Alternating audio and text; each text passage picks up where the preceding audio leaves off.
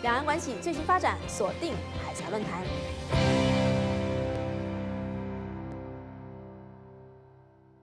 欢迎收看美国之音的海峡论坛，我是樊东宁。在今天的节目当中，我们要为您介绍两本新书。第一本是2021年11月，32岁的美国亚裔科学家曾昱嘉与英国科学作家马特·雷德利 （Matt Ridley） 合著的《病毒新冠肺炎溯源 The Search for the Origin of COVID-19》在美国上市。该书被誉为是梳理病毒溯源各种理论最全面的著作之一。新冠大流行初期，曾昱嘉就发表论文质疑新冠肺炎自然溢出理论，曾经被戴上阴谋论者的帽子。曾昱嘉现在是互联网上调查新冠病毒溯源最有影响力的专家之一。那么他在接受美国之音驻纽约记者方冰专访的时候表示，他确信有人掌握病毒来源的证据，最终会有人告诉我们答案。下面请看专访的完整内容。First of all, can you tell me what's new in your book in terms of new facts, new analysis, and new findings that readers can learn about the search of origins of COVID-19? Almost 2 years of investigation. So our book, it really reads like a non-fiction science thriller or a mystery book. You follow us through our journey, finding the origin of COVID-19, and we bring you through like the wildlife trade in China. We bring you through like bat caves, miners, the dangerous pathogen research, the virus research that is happening in China and other places around the world. We tell you about lab escapes in the past. And at the end of the book, we tell you all the latest findings relating to the origin of this virus. And it doesn't end there. So when a reader gets to the end of the book, you really realize this is just the beginning. There's so much more we need to do to find the origin of this virus. It seems that your book studied every existing possibilities that could lead to find the origin of COVID-19, cause the pandemic. How important do you think is the search? The search is extremely important, and there are 3 reasons for that. So the first reason is that in order to prevent the next pandemic, we need to know how pandemics are being started. And so this is the worst pandemic in 1 century. And hopefully no more will happen in the next few years, but it is always possible. It's not that every pandemic waits 100 years before happening. It could happen in the next 2 years, in the next 10 years, or maybe the next 20 years. So to stop the next pandemic, we need to know, did this come from the wildlife trade? Was it pangolins or was it civet cats? Should we be doing things to stop those animals from being sold? Or did it come from a lab because of well-intentioned research? So research just trying to find a cure for diseases, accidentally creating a pandemic pathogen. So that's the first reason. The second reason is that we need to set a precedent, so a type of protocol, so that the next time a pandemic happens, hopefully not so soon, but if it happens again, we need to know how should we track the origin of that pandemic as quickly as possible so that we can stop that one from being as bad as this pandemic. And the last reason is really a human reason. So almost everyone alive right now has been impacted by this pandemic. A lot of us have lost a loved one. Lots of us have been shut down at home. You know, your kids are stuck with you in the house for the whole year and a half. So we really need an answer. It's not something we can say, the origin doesn't matter anymore, let's pretend this never happened. So we really need to have a real investigation. In all these possibilities that you studied in your book, which one you feel it's the most plausible? So I have to say that when Matt Ridley and I were writing this book, we thought both were quite possible. So we wrote this book almost from beginning to end, just wanting to put all the facts for the reader, both relating to the wildlife trade and also pathogen research. But just as our book was about to be sent off to the press for printing, there were all these documents being leaked or published online through the Freedom of Information Act.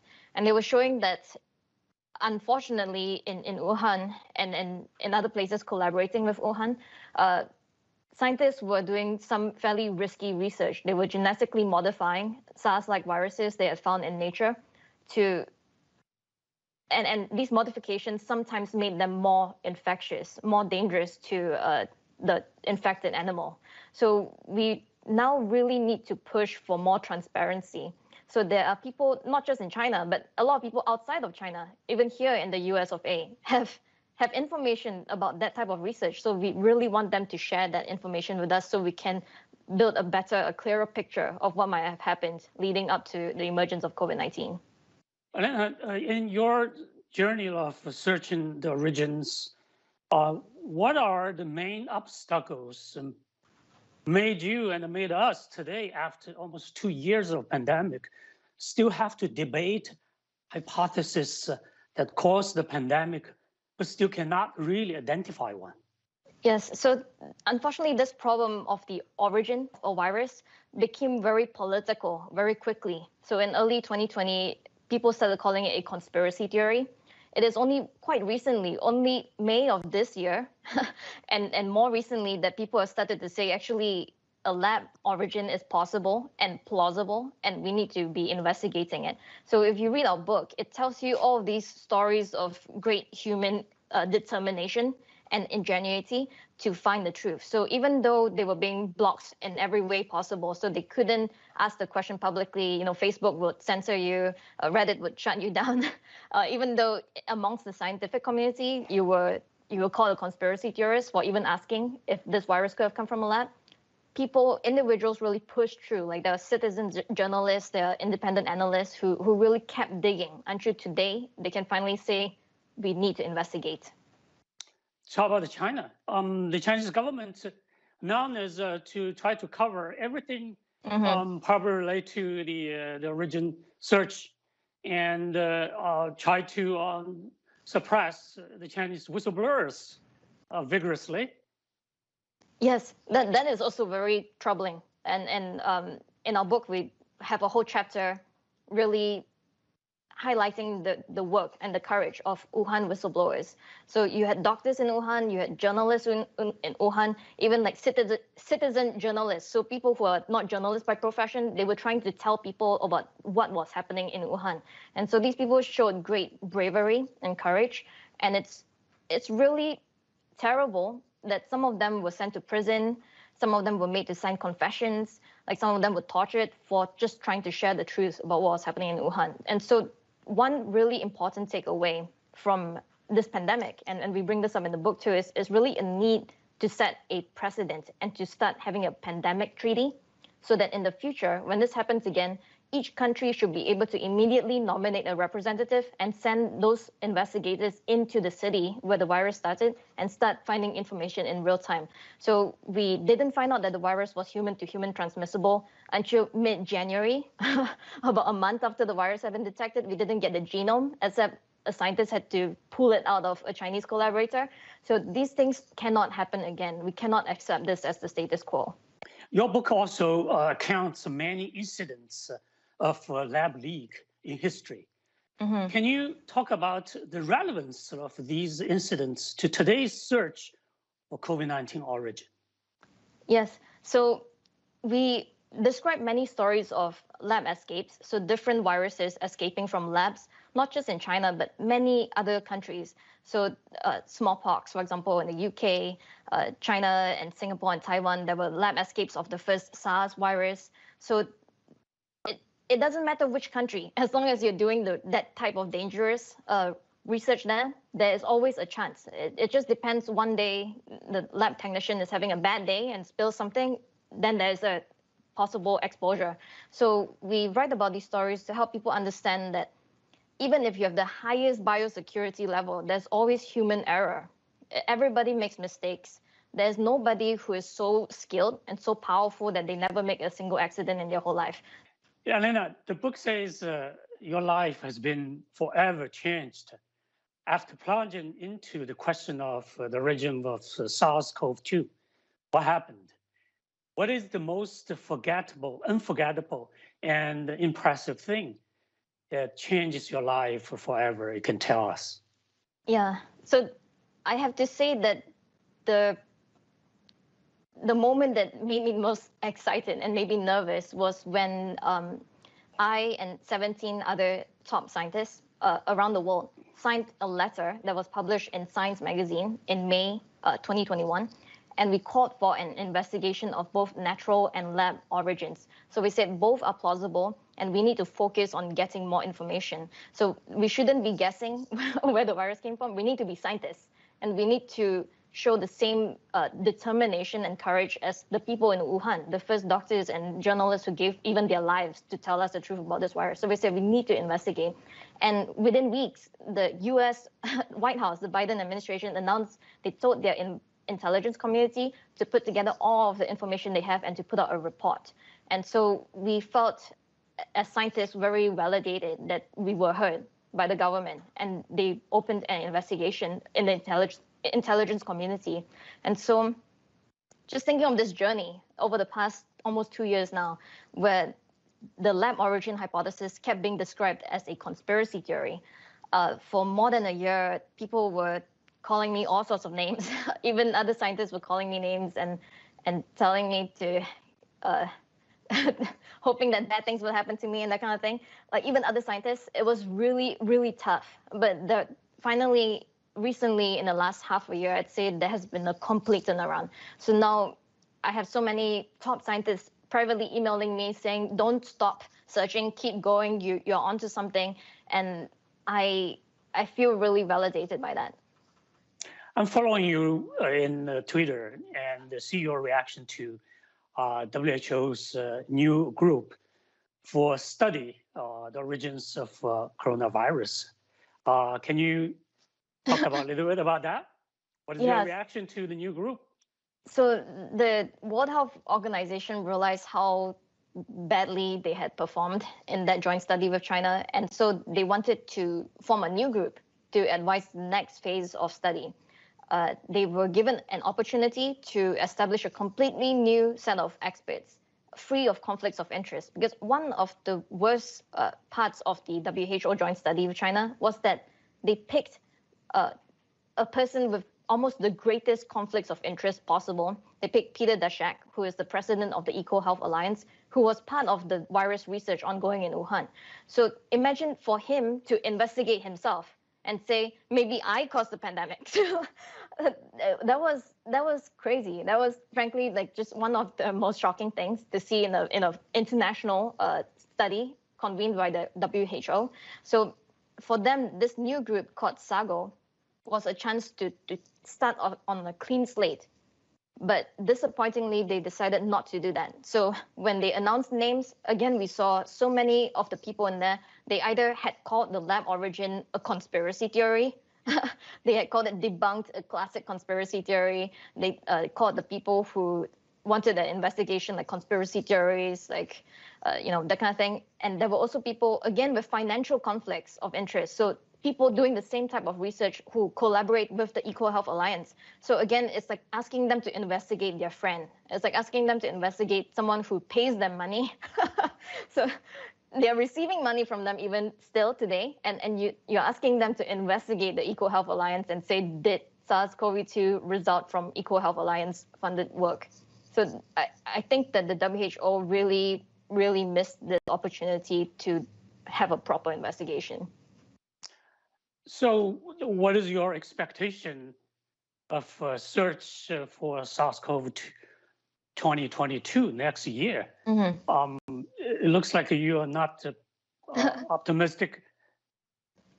I am optimistic that one day we will find the answer, because we live in this world where almost everything is recorded. Like you have phones, like you have internet, you have emails, like everything is archived digitally somewhere.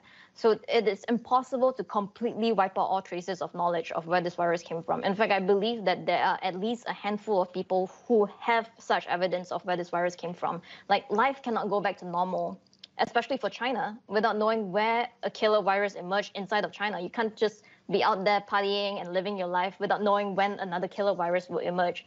So I am actually pretty confident that there are people who know where this virus came from.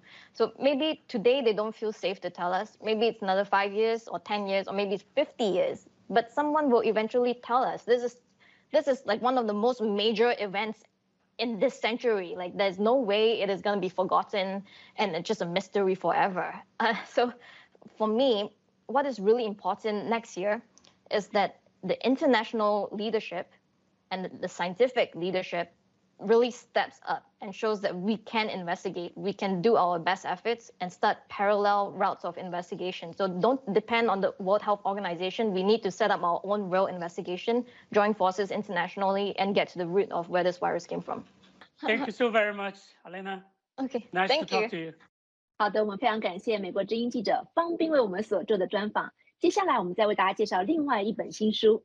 2021年10月，两位德国前驻华记者佳杰斯和奥斯特联手撰写推出德文版《习近平：全世界最有权势的人》一书。这本书是第一本关于中国国家主席习近平的传记作品。该书于2021年10月推出时，原计划在德国汉诺威孔子学院和杜伊斯堡孔子学院举行新书朗诵会，但遭到来自中国政府的压力而取消。朗诵会后来改到其他的地方举行，但却吸引了更多的观众参加。美国之音记者江真采访了两位作者的其中之一，前德国明星杂志的驻华记者佳杰斯 Adrian Geiges。下面请看专访的完整内容。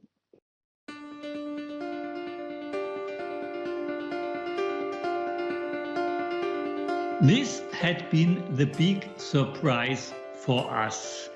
When we started to talk about the idea of the book, we in this case is Stefan Aust, the longtime editor-in-chief of Der Spiegel and now publisher of Die Welt here in Germany, together with me as you know, long-term former China correspondent of Stern magazine. So we had this idea, and of course the first thing is you look what exists already. And we found out nothing. I mean, there are some books in English of Carrie Brown, and British sinologist, which are nice books, but they are not biographies.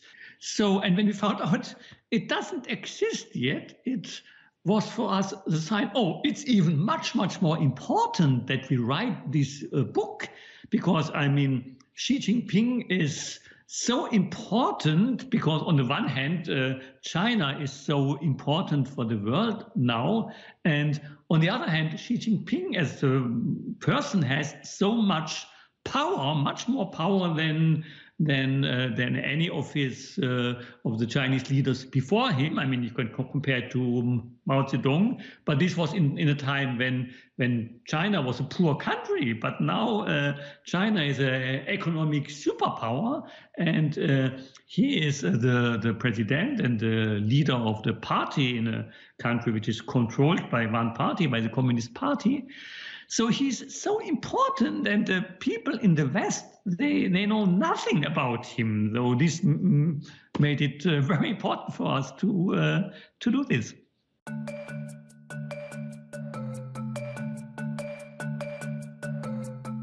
Okay, so the first question, we worked on it around 1 year, but it's of course based on our work about all our life. So because of course a lot of the reporting I did in China in the past also went into this book. So in fact it's based on many years, even decades of work. How did we work together? We did not divide, you write one chapter, you write the other. It's all done together, which makes the book very strong, I think. Because Stefan is, of course, also somebody who often had been in China, who, as I said, interviewed Jiang Zemin, who was in Hong Kong for the handover, who went to Tibet and interviewed the party leader there. So who always was interested in China and traveled a lot to China, but mainly, of course, sees China from the outside as a famous German journalist sees it from the outside. while I am more the expert on China. I lived there for 10 years.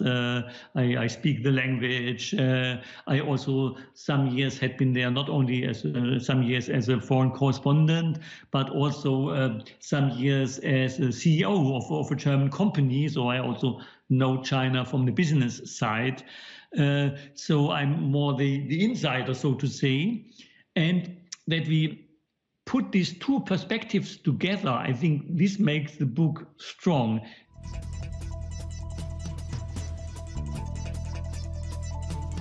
He's smart in some way, otherwise he wouldn't have achieved what he's achieved now. I mean, your interview is exactly in the right week. I mean, this week, the historic resolution of the Central Committee of the Communist Party of China, which makes Xi Jinping to the core, as they say, of the party and of the country and so on. I mean, to achieve this, I mean, you must be smart. And maybe some other people thought he would be stupid and thought it's fine to put him into this position.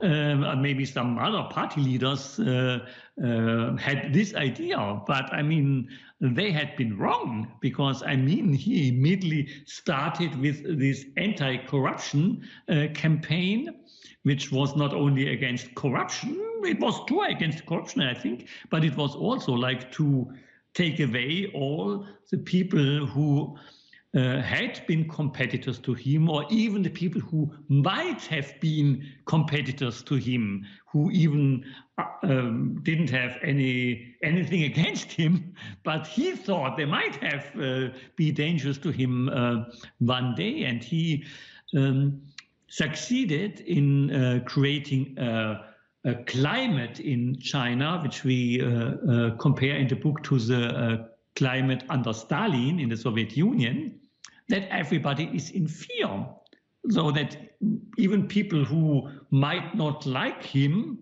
are afraid to speak out against him, or even to speak out anything he might not like, simply because they are afraid.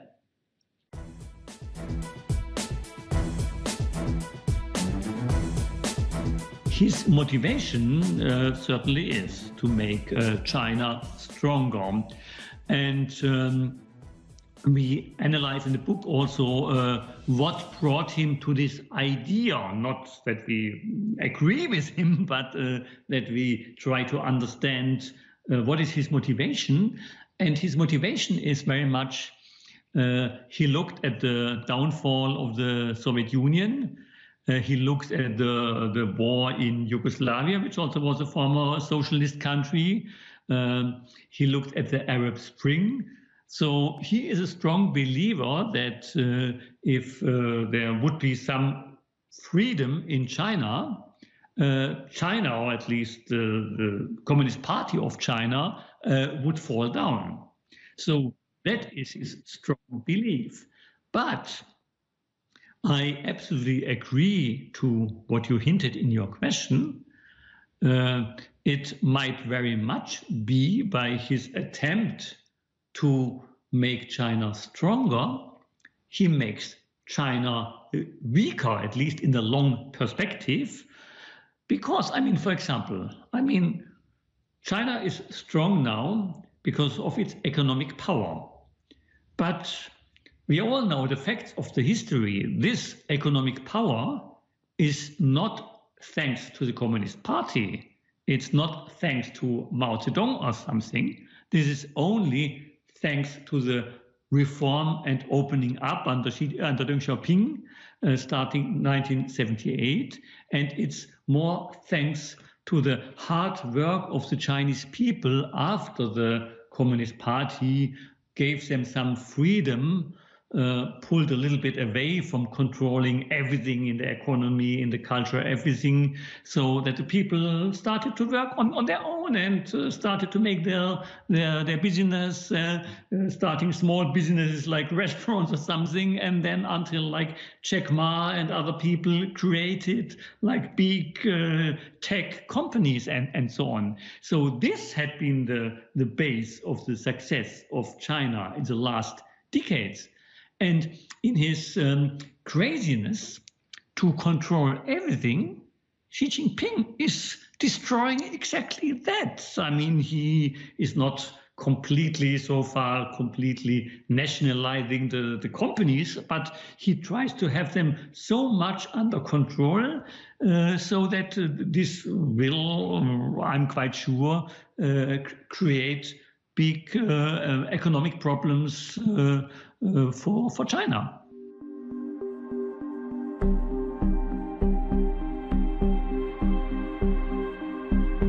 I think that's very dangerous, and I think even his possible weakness, we were talking right now about that he might weaken China. He wants to strengthen China, but in reality he might weaken China. But this makes it even more dangerous because especially governments, such kind of leaders, when they are afraid to lose their power, they might look for some success in their idea to show, but I'm the strong man internationally. And this is especially the case now for Taiwan, because Xi Jinping somehow made it clear that he wants the so-called reunification with Taiwan during his lifetime, during his term in office.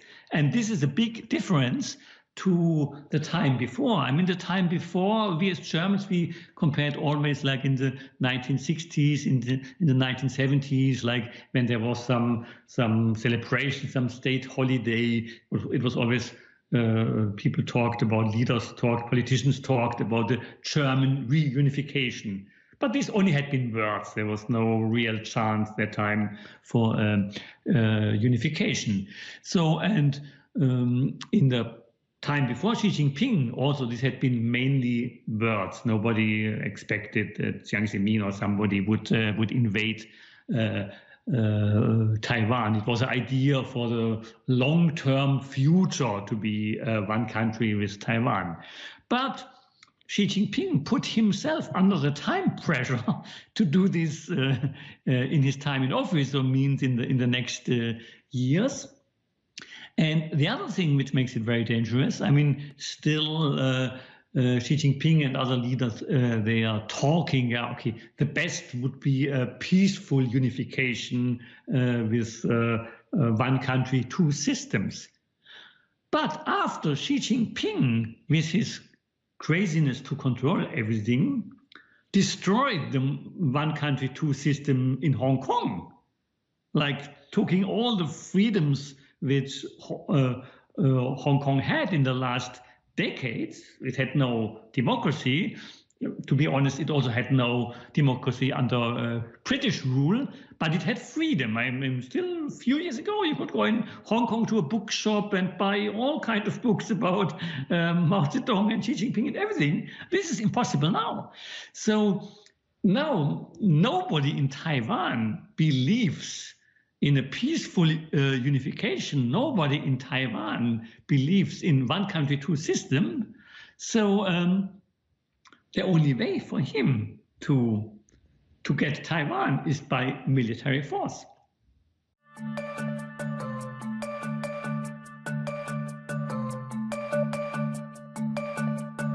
I would love to go back to China one day, and because, I mean, for me, this is, I love the country as the country, the people, the culture, and so on. And I also see no reason why it should not be possible. I mean, when I was the Stern correspondent in Beijing, I also wrote articles which had been critical about this or that, but it was never a problem. We always had the good relations to the people in the foreign ministry. Of course, now under these new circumstances, it is hard to say what would happen. I mean, in the moment, it even makes no sense to ask the question because of the restrictions because of COVID, it's anyway impossible to go to China. Even if I would have not written a book about Xi Jinping, it would be impossible in the moment. What will be possible in some years, who knows? 好的，我们非常感谢江真的采访报道。专家发表的是个人观点，不代表美国之音。我是樊东宁，祝各位平安。我们下次节目再会。